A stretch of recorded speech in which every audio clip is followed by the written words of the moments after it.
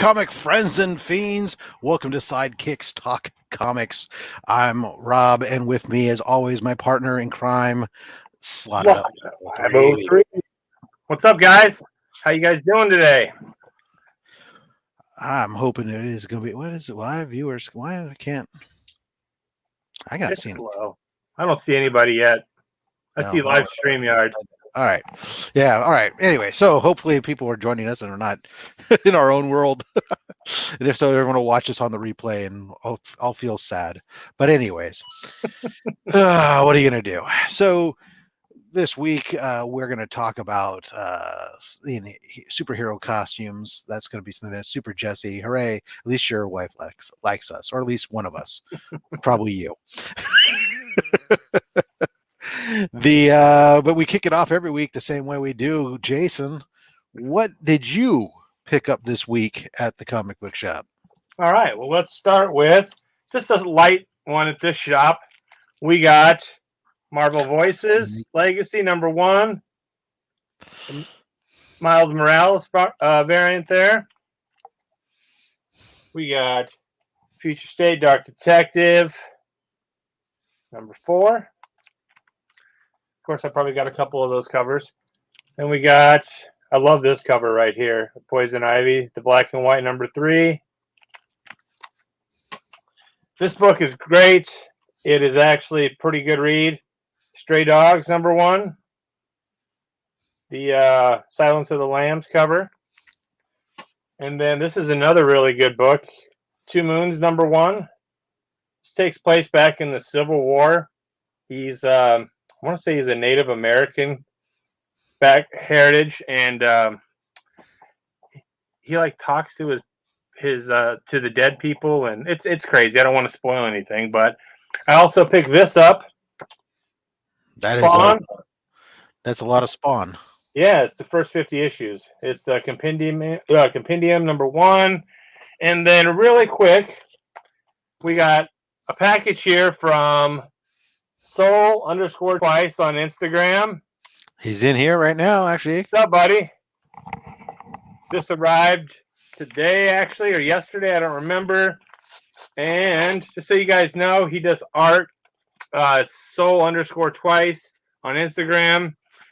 He does them. I think they're $10 to $15 shipped, and they're sweet. 15. All right. So check this out. Bam. But you don't like Batman, do you? Oh, I love Batman. You know we love Batman. This is going to go on the wall here next to all my Batman stuff. So there you have it. Thank you very much. That is awesome. That's pretty cool. But you know what? It's no Spider-Man 2099, brother. That's what I'm saying. Yeah. You superheroes and your superpowers.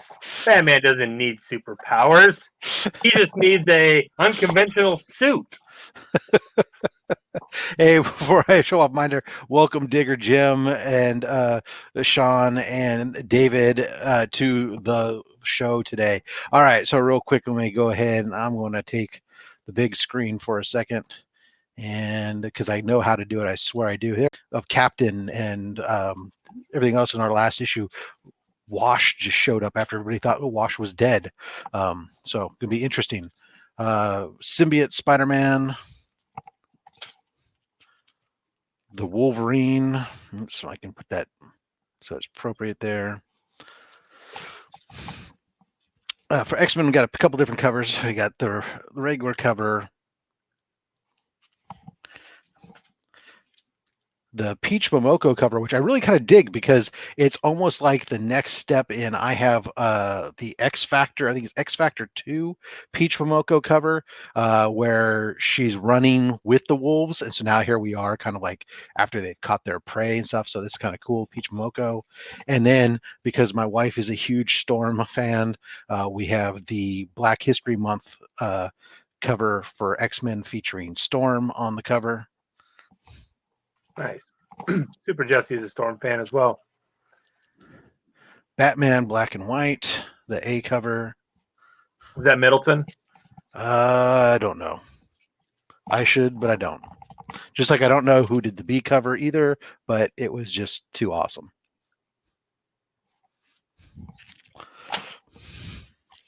Then we did the Dark Detective, right?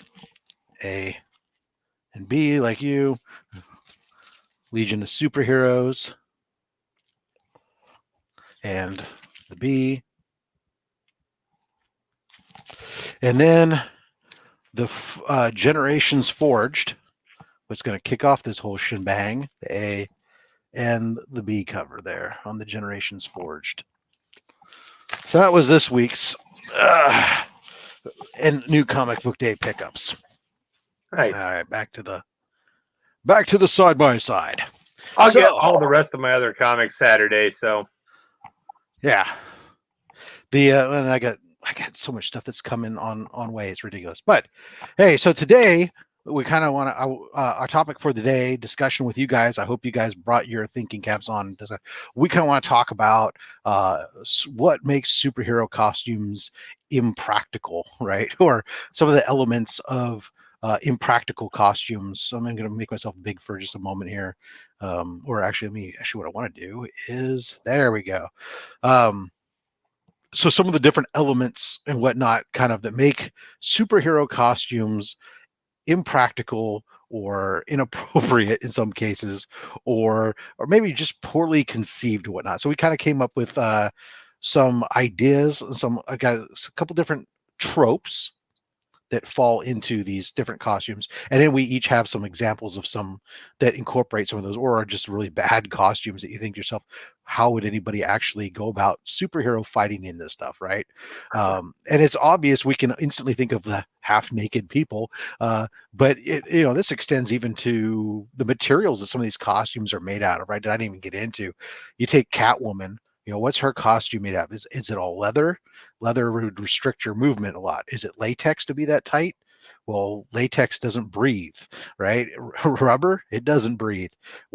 After robbing a place, where does she put the loot that she's stealing? Right?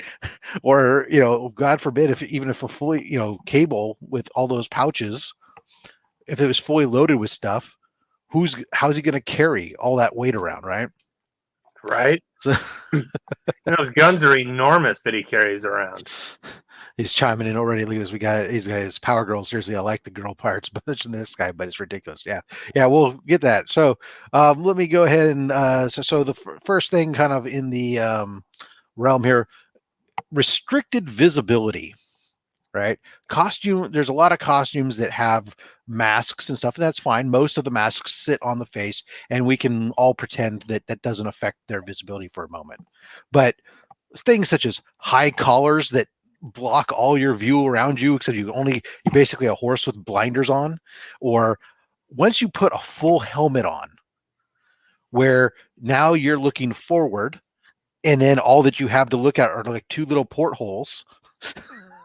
Or like Grifter. Look at Grifter, for example. It's a bandana with two eye slit holes. Right, and we can pretend that that's kind of taped down or whatnot. But I mean, when you get to like a full-on, unless you're Tony Stark with a full-on helmet with a heads-up display inside, I always loved it. Even if you go back to Star Wars, I saw all these troopers and those Mandalorians. How do they walk around and do any battle if this is what your entire world view of everything is like this, right?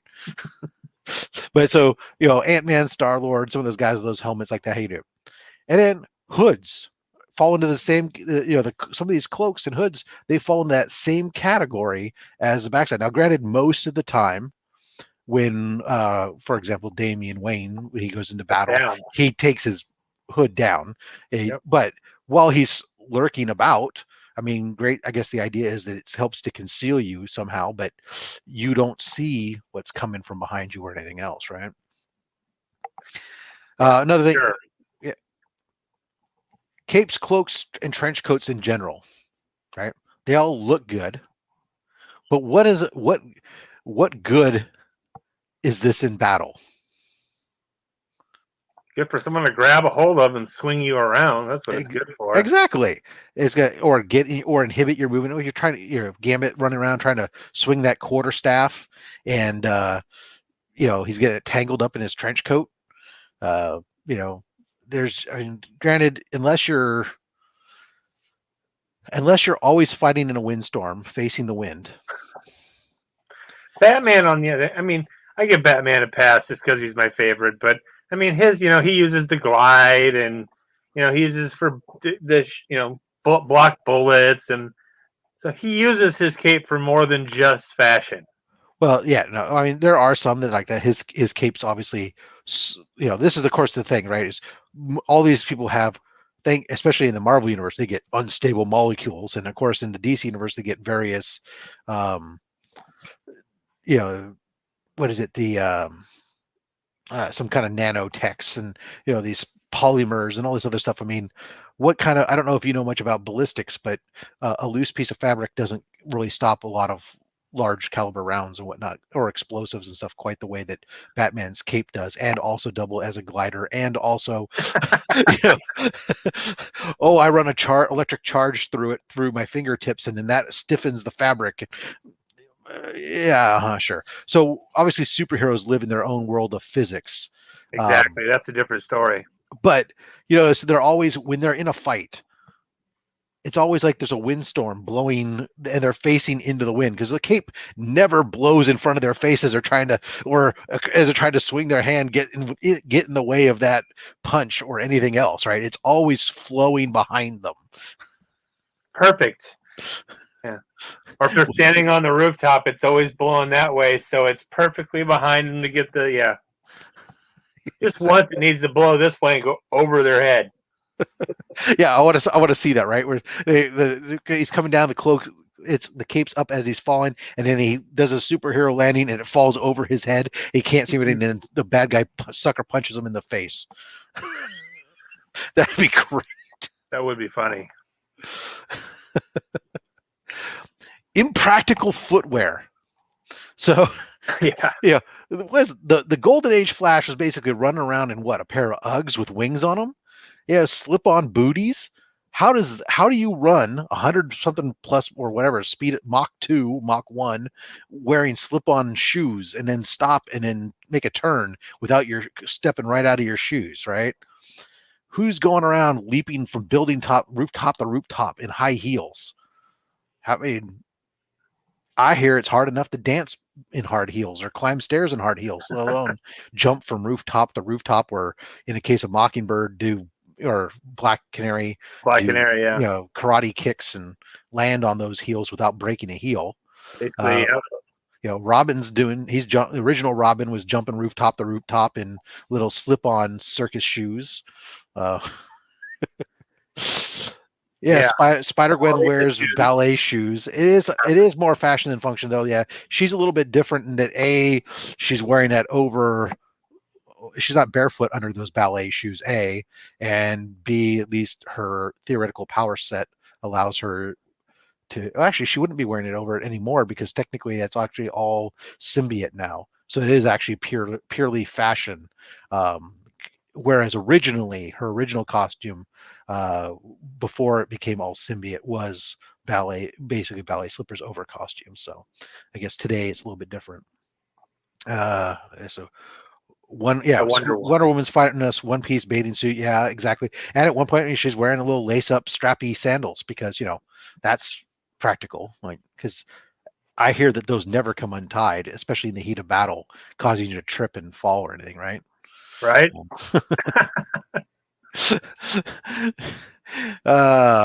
So, and then of course there's also boob windows, right? Or any other lack of clothing. Yeah, it is the window to the soul, but not exact. This is just kind of one of those trope things, and there's to somewhat that they have to do, but in some cases you really wonder how they stay in place. Or in the case of Power Girl, when she's flying, does she not, or even some of these guys in their power sets, even in Take the Flash, who is fully clothed, and just wonder, do you never hit a bug? Is her chest not filled with splattered bugs? Maybe she's flying above the bugs, and maybe it's the Flash who should have stuff on bugs and stuff all over him. Yeah, in his teeth. Yeah, I'd like him to stop running and have to pull. Or maybe he's just so damn quick he goes around the bugs. Yeah, yeah. So it's they come with these costumes and some of these cutouts where it's like, how does that even stay in place? The the it just doesn't defies physics again, and there's not enough stickum or gorilla glue, I don't think, on the planet. Um, yeah, the bugs are a protein snack for later. That's how he's got to keep up his energy, right? Maybe he just runs with his mouth open and just scoops them all up and keeps feeding himself. Yep. So those are some of the kind of the various kind of trope things. So having taken that, um, Jason, why don't you want to go first, run through your list, or do you Sure. want to? All right, so let me. You've already talked about two of them. Shame on you, Rob. Well, no, I haven't really talked about. I just happened. They might have been examples there in the thing. So let me go ahead and give you the stage and go through some of our examples here. Oops, don't want to do that. I was about to remove you from the stream. So, like for instance, my first one on the male side. Let's start with Jay Garrick, the original Flash. Like you already talked about his shoes, his big metal helmet. I mean, how does that stay on when he's running as fast as he does? It's not like it's a tight fitting helmet. It's super loose. It's not really aerodynamic. And the fact that he doesn't have a mask of any sort, so it's not really, I mean, he doesn't really go to, doesn't go to any lengths to hide his secret identity. So his outfit, I mean, granted, it's classic Flash, and when you think of the original Flash, that's what you think of, but it's very impractical in my opinion. So next, I know Gary B is going to hate me for this, and he's not here, thank goodness. He'll probably watch this on the rewind, but you got guys like Hercules and Conan. These guys are warriors who go to battle constantly in loincloth. Oh, there's Gary B. I said his name. Look, he shows up. You said his name and summoned him, you warlock. I know. These guys are warriors. Don't get me wrong. I love Conan and Hercules both. And He-Man. Right? But Thor is kind of the same way, but he's smart enough to know that if I'm going into battle, maybe I should wear more than a loincloth. Because I'm using swords and axes and sharp things and swinging at them. Shouldn't I have some sort of protection?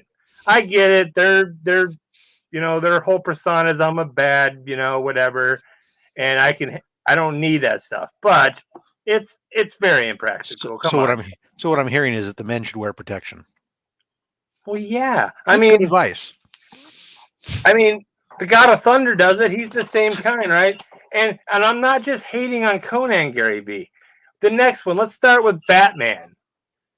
Azrael Batman.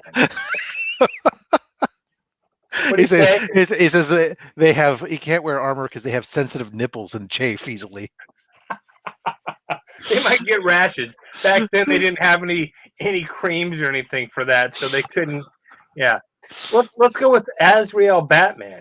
I mean, like Batman's cloak isn't the most practical, but as a whole, Batman's pretty practical. Like his suit is built for movement.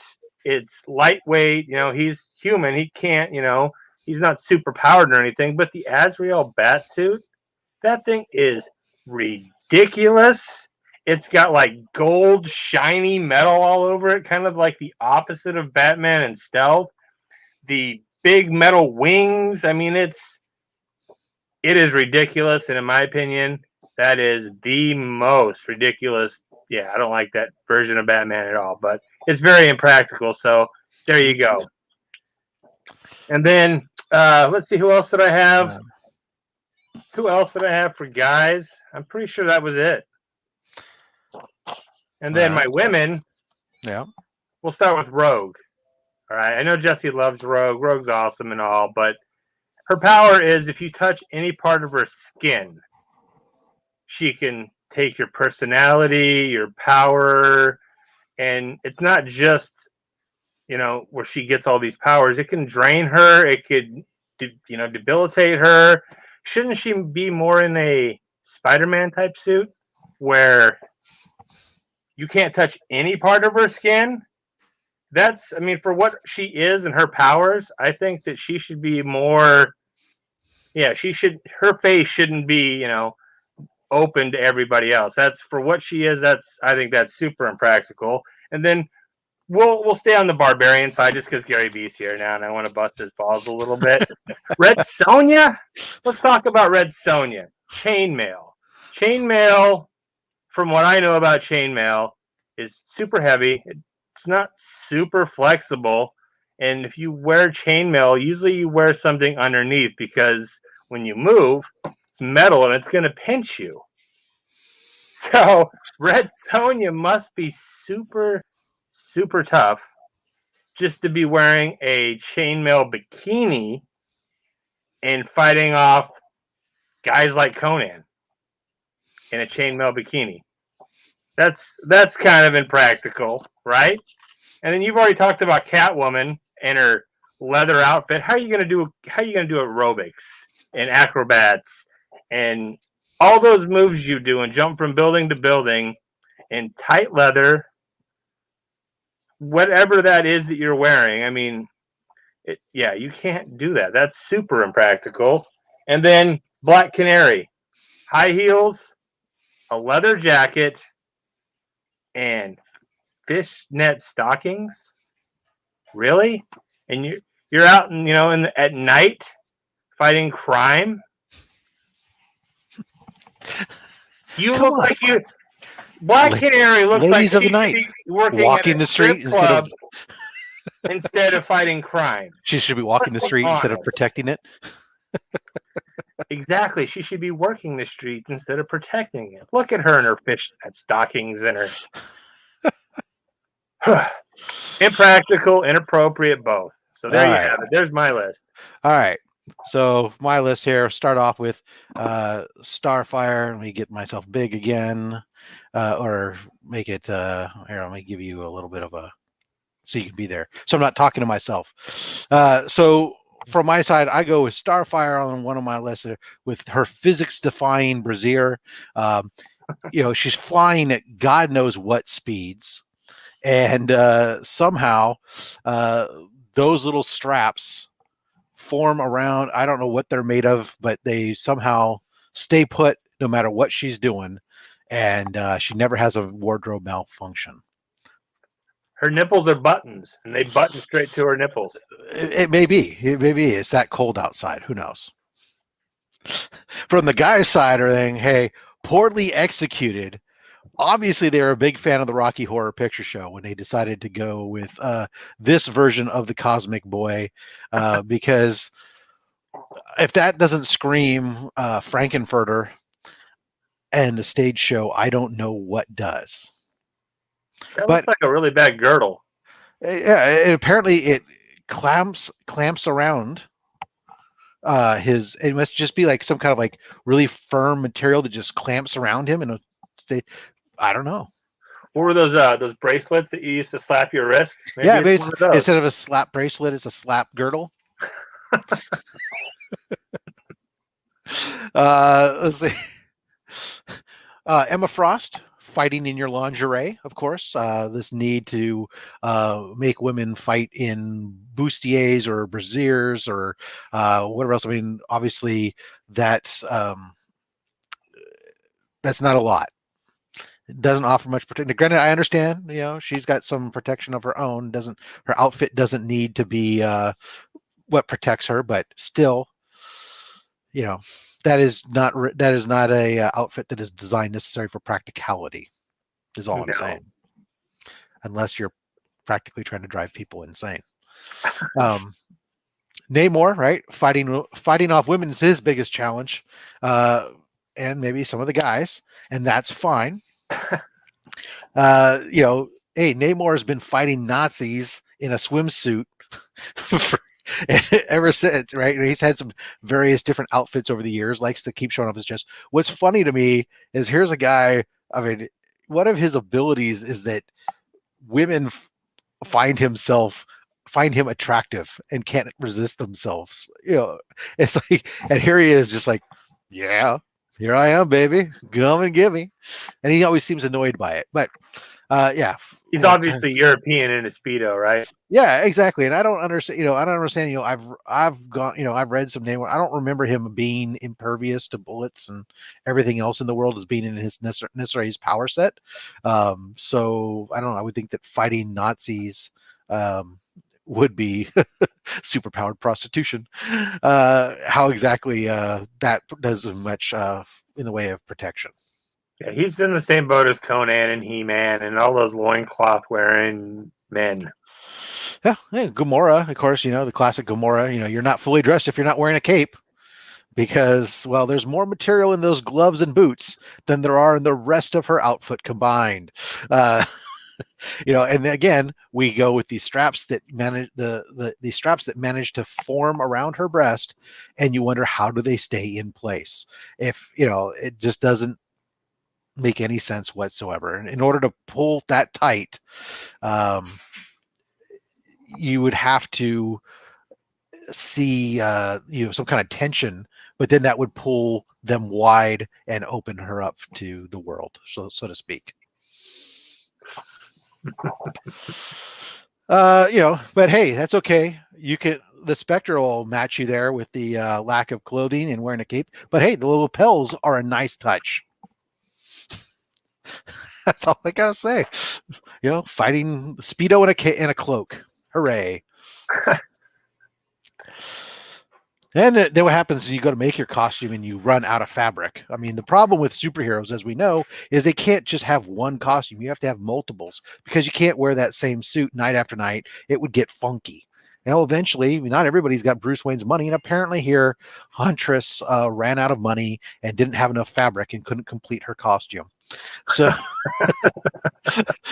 so she's forced to go out in boots up to her thighs and underpants and some kind of really weird. I'm not quite sure what this. Maybe it's some kind of onesie. But then, how do you get into it? Because I mean, you got this midriff, but then it got fabric that kind of comes down the sides around it. I don't even know. I don't know. It's interesting, I guess. Then, of course, I was going to say, there you go. Yeah, pants are for pansies. When you're a god, who needs pants? Dr. Manhattan. And granted, you can say, okay, what's really necessarily going to hurt him, I guess. But still, that takes a set, I suppose. That's one I almost added to. There's another one that I was going to add. What about skirt wearing Hawkeye? Well, yeah, Hawkeye used to wear a skirt. Well, and that actually, oh shoot, that reminds me. I took myself down too soon here. I had one more slide. Hold on. My honorable mention.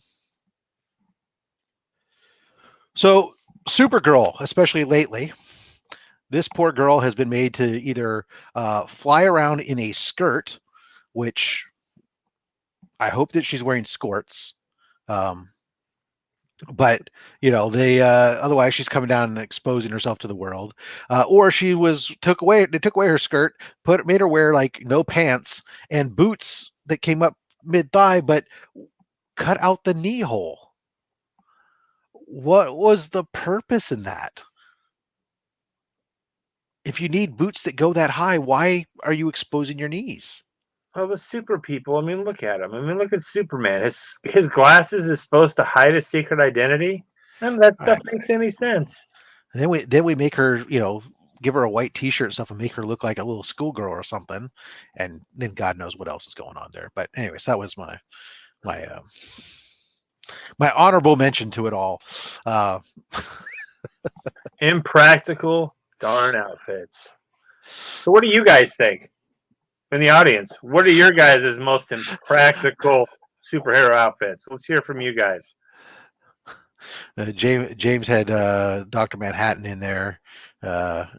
Is it going to what else we got going on? We knew that we said earlier that Bruce Wayne and Tony Stark are the only ones who can afford full costumes. That is true. They're the only ones with real jobs. Well, does Bruce Wayne really have a real job? Well, he owns a corporation, right? I mean, Well, he doesn't, but he doesn't run it. I mean, do the people that own it really do anything other than just own it? Some people run Still a their own job, companies. but I mean, any he pouch enhanced outfit by Rob Liefeld. I agree.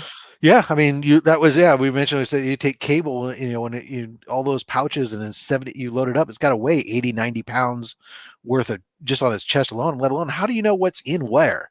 I mean, I always wondered about Batman. I would think at least he's only got a few pouches on his belt, but he still managed to fit everything in there. Those pouches have to be like part TARDIS or something.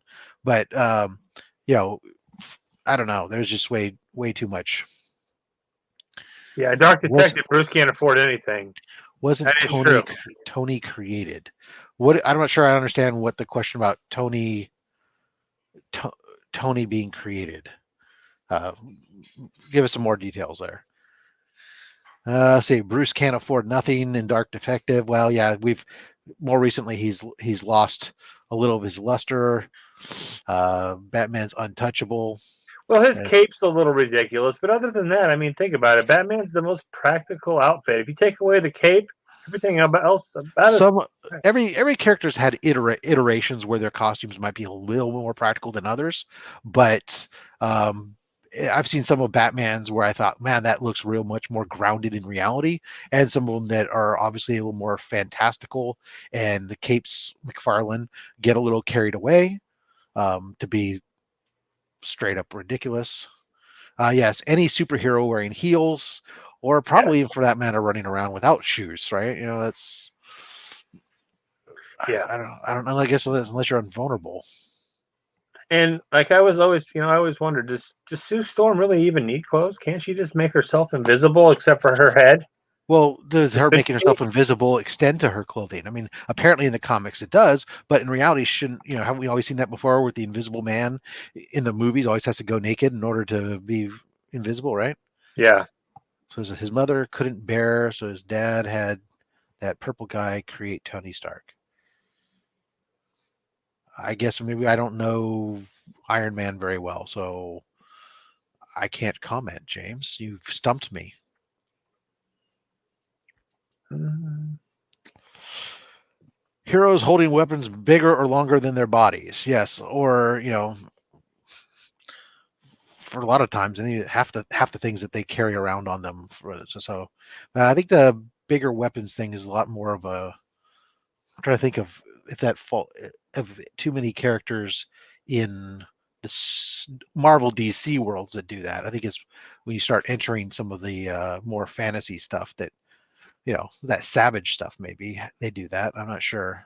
Kazar and Shauna, yeah. Yeah, well, we didn't want to run through everybody. We just want to give some. I think we wanted to cover some of the basic tropes and some of the general ideas that kind of go there. There's a lot of characters that fall into that category of We didn't want to break down every Gary B hero. I mean, come on now.